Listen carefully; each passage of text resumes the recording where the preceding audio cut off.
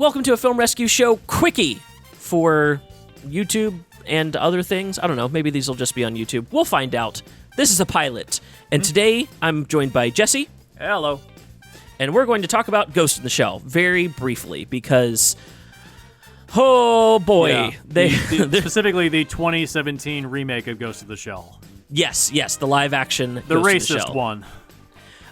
Yes, so my main positive is this could have been a very good-looking movie. Yeah. The CGI works. Some of the action beats are cool. The fact that it's PG-13 really kneecaps it. Yeah, for anybody that's ever seen the original anime, it is very graphic and very R-rated. Yes. There's lots of violence, lots of swearing, lots of gore, lots of nudity, and they excised all of that in favor of PG-13. Yeah. Probably due to budget. Yeah, due to budget, due to trying to do a wider release, I guess, to make it more generally applicable. I know this had a big international release as well, so maybe that was part of it. I don't know, but artistically, it does nothing but hurt the movie. My major issue throughout watching, beyond it's like, I wanted to say that it's kind of a worn-out story, because it is, but also the first Ghost in the Shell kind of was the genesis for these kind of stories, so yeah. I didn't want to count that against it. However, they didn't really do anything new with it to prove that they earned it. Yeah. So that was my biggest negative, was I knew exactly what was going to happen scene to scene. There was nothing surprising. And it's not a shot-for-shot remake either, so something should have shocked me. Yeah, the biggest problem with the film is that ultimately all this stuff has sort of been cherry-picked by other better stories at this point. Yeah. So you can't really go back and just do a complete readaptation of it. It's like everyone's already seen all this stuff already, so you got to do something new. They didn't really do anything new. And in many places, this is actually almost shot-for-shot from the original anime. Right. There are entire sequences pulled from the original anime, but it also highlights the big negative, which is the color palette. Oh, boy. Yeah. This movie is very, very visually dark compared to the anime, which is very bright and colorful. Even at night, it's like very, very bright and colorful. Exactly. I mean, anime at this time, you had things like Akira, things like this, and they were really pushing what like a beautiful image could be, and this movie did not a lot to live up to that, especially if you're going to have a mostly CG film. You have an opportunity to boost all this stuff in post. There's no reason why it can't. Yeah, unless this was the decision that they wanted, and when the film came out, that's what they got. Yeah. It kind of bombed out too. It barely made any money, and it had a big advertising budget. So this was probably listed as a flop for them, even though it made, I think, like $50 million profit. But yeah, the other big problem, of course, is the inherent whitewashing in the film. Yes, this was a big point of contention, and guess what? They're not wrong. This movie is pretty racist. Hey, lampshading the racism of your casting by saying, no, it's an Asian brain in a white body, not the right move, guys. No, that's even worse, because it basically says, oh, all an Asian person wants to be is a white person. Oh, fuck off. Yeah, that was no bueno. Like, there are hundreds of Asian actresses you could actually cast, and they went with Scarlett Johansson. Like, I think you said on another episode, how bad is her agent? Oh, just tone deaf. How absolutely tone deaf is that agent to be like, oh yes, a anime adaptation being shot in a alternate version of Japan. My white actress Scarlett Johansson's the right one for this job. I really hate these American remakes where every other secondary character is Asian, but all the main cast are white. Yeah. I can't fucking stand that shit. Just make it with Asian actors. And shoot one cut in English and another cut in Japanese. So easy. It's the easiest fix. And when you have like these really amazing Asian actors filling up secondary roles, like Takashi Kitano as the chief, he looked the most anime of any of these characters, I think. Oh yeah, I think that I remember. I think it was JD mentioned just recently. Karen Fukuhara, who plays the female on The Boys, and that's not racist to say that or misogynist to say that. The character is literally named the female on The Boys. She was also Katana in Suicide Squad. Great choice right there. And what was the choice you had the other night? Park So-dam, or Sodom, I'm not sure pronunciation there, from Parasite. She would also, with the Major's haircut, that would be a crisp casting. Yeah. The movie needs a massive recast and a massive boost to the color palette. Absolutely. Yeah. I think maybe in these quickies we'll do like a singular nitpick. My biggest nitpick was having Michael Carmen Pitt. He was Kuze, the antagonist in air quotes of the film. So he was in the remake of damn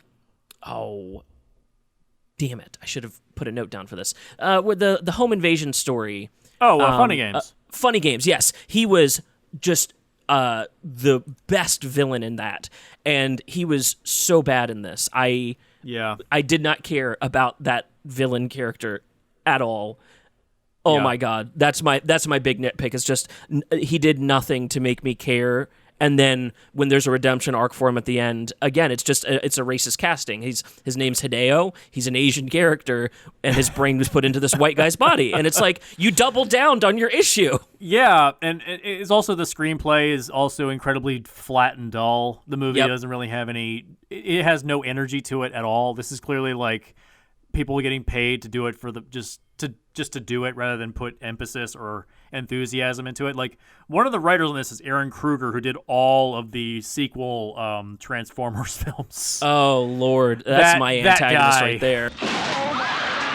Yeah, like, oh God, it really needs a massive overhaul on the script, the casting, the cinematography, and definitely a different director, because this guy, he's only done one other movie, and it's Snow White and the Huntsman.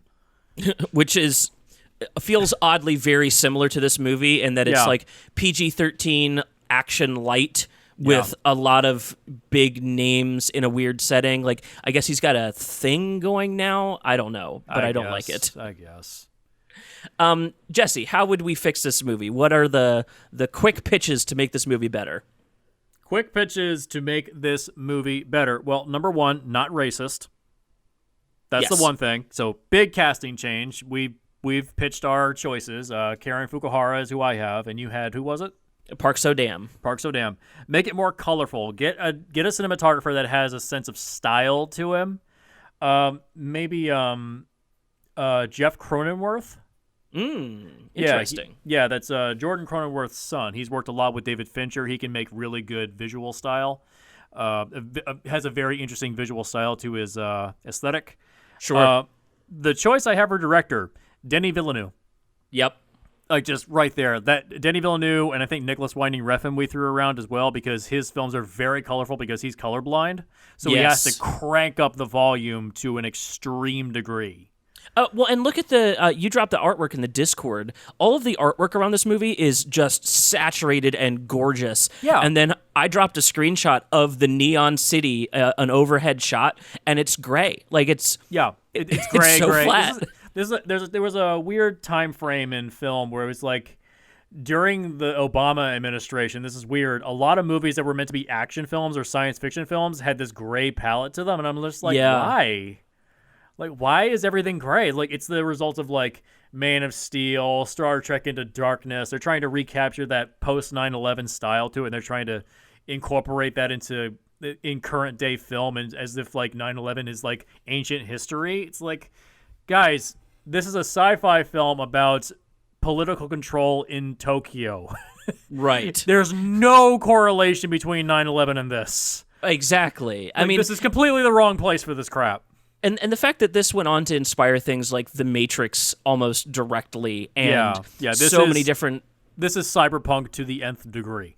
Exactly, and so that's your opportunity to play up those tropes, and instead this movie tries to like play it down into another Villeneuve movie, Sicario. It was going for that like almost ultra realistic kind of feel to it, like she's a government agent and the technology just gets backseated the whole time. Yeah, but wrong place for this, guys. Exactly. Do the other one. This needed to be more like the anime. Like, live action anime is possible. We've seen it before. Scott Pilgrim. Yes. That is live action anime. you crank up, or even like the Crank movies, you crank that pacing hard. You make it fast and frenetic. Like, this really should have had much more of a unique style. I mean, I know that Denis Villeneuve typically does like long takes, long static shots, things kind of like entering and exiting the frame. It's sort of like it's intentionally meant to be lethargic, but yeah, I'm sure if you sat him down and made him watch the anime, he would go, "Oh yeah, I could do that." Like, change up his style, or like Run Lola Run. Tom Tickwer's style, most of his movies, they're very long and kind of slow paced. Run Lola Run is very frenetic. Yep. A director can change their style if they're given the right tools to do it and they have the inspiration to do it.